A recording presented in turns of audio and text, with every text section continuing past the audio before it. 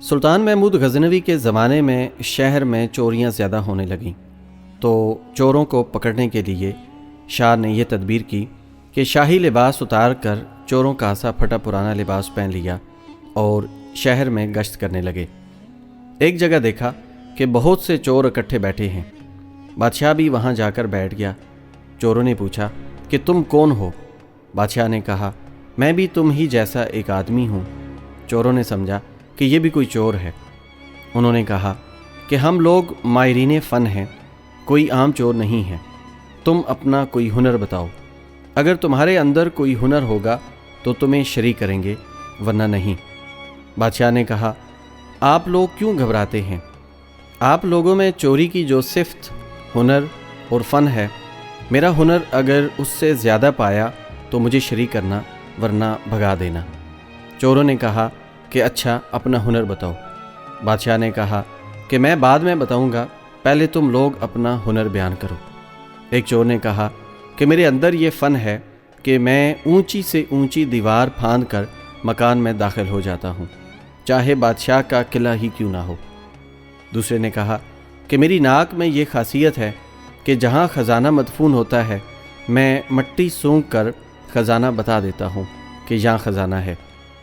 جیسے مجنوں کو خبر نہیں تھی کہ لیلا کی قبر کہاں ہے، قبرستان جا کر ہر قبر کو سونگھا، جب لیلا کی قبر کی مٹی سونگھی تو بتا دیا کہ لیلا یہاں ہے۔ مولانا فرماتے ہیں کہ جو مولی کے عاشق ہیں وہ بھی مثل مجنوں کے ہر مٹی کو سونگھتے ہیں، اور جس خاک میں مولی ہوتی ہے تو وہ سونگھ کر بتا دیتے ہیں کہ اس کے قلب میں مولی ہے۔ اللہ کے عاشقین اللہ والوں کا چہرہ ان کی آنکھوں سے، ان کی گفتگو سے پتہ پا جاتے ہیں کہ یہ دل صاحب نسبت ہے۔ تیسرے چور نے کہا کہ میرے بازو میں ایسی طاقت ہے کہ چاہے کتنی ہی موٹی دیوار ہو، میں گھر میں گھسنے کے لیے اس میں سوراخ کر دیتا ہوں۔ چوتھے نے کہا کہ میں ماہر حساب ہوں، PhD میتھمیٹکس ہوں، کتنا ہی بڑا خزانہ ہو چند سیکنڈ میں حساب لگا کر تقسیم کر دیتا ہوں۔ پانچویں نے کہا کہ میرے کانوں میں ایسی خاصیت ہے کہ میں کتے کی آواز سن کر بتا دیتا ہوں کہ کتا کیا کہہ رہا ہے۔ چھٹے نے کہا کہ میری آنکھوں میں یہ خاصیت ہے کہ جس کو اندھیری رات میں دیکھ لیتا ہوں، دن میں اس کو پہچان لیتا ہوں۔ اب سب چوروں نے بادشاہ سے پوچھا کہ اے چور بھائی، تمہارے اندر کیا خاص بات ہے؟ شاہ محمود نے کہا کہ بھائی میری داڑھی میں ایک خاصیت ہے، جب مجرمین کو پھانسی کے لیے جلادوں کے حوالے کر دیا جاتا ہے، اس وقت اگر میری داڑھی ہل جاتی ہے تو مجرمین پھانسی کے پھندے سے چھوٹ جاتے ہیں۔ یہ سن کر چور ماری خوشی کے کہنے لگے آپ تو چوروں کے کتب ہیں، جب ہم کسی مصیبت میں پھنسیں گے تو آپ ہی کے ذریعے ہم کو خلاصی ملے گی، لہٰذا فیصلہ ہوا کہ آج بادشاہ کے یہاں چوری کی جائے، کیونکہ آج سب اراکین نہایت پاورفل ہیں اور مصیبت سے چھڑانے والا داڑھی والا بھی ساتھ ہوگا، لہٰذا سب بادشاہ کے محل کی طرف چل پڑے۔ راستہ میں کتا بھونکا تو کتے کی آواز پہچاننے والے نے کہا کہ کتا کہہ رہا ہے بادشاہ تمہارے ساتھ ہے، لیکن چور پھر بھی چوری کے ارادے سے کیوں نہ باز آئے؟ بوجہ لالچ اور طمع کے، کیونکہ لالچ آنکھوں پر پردہ ڈال دیتا ہے اور عقل اور ہوش کو اڑا دیتا ہے، جس سے ہنر پوشیدہ ہو جاتا ہے۔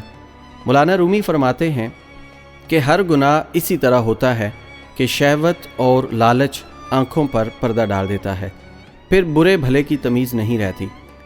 جانتا ہے کہ یہ آنکھوں کا زنا ہے، لیکن مغلوب ہو کر گناہ کرتا ہے۔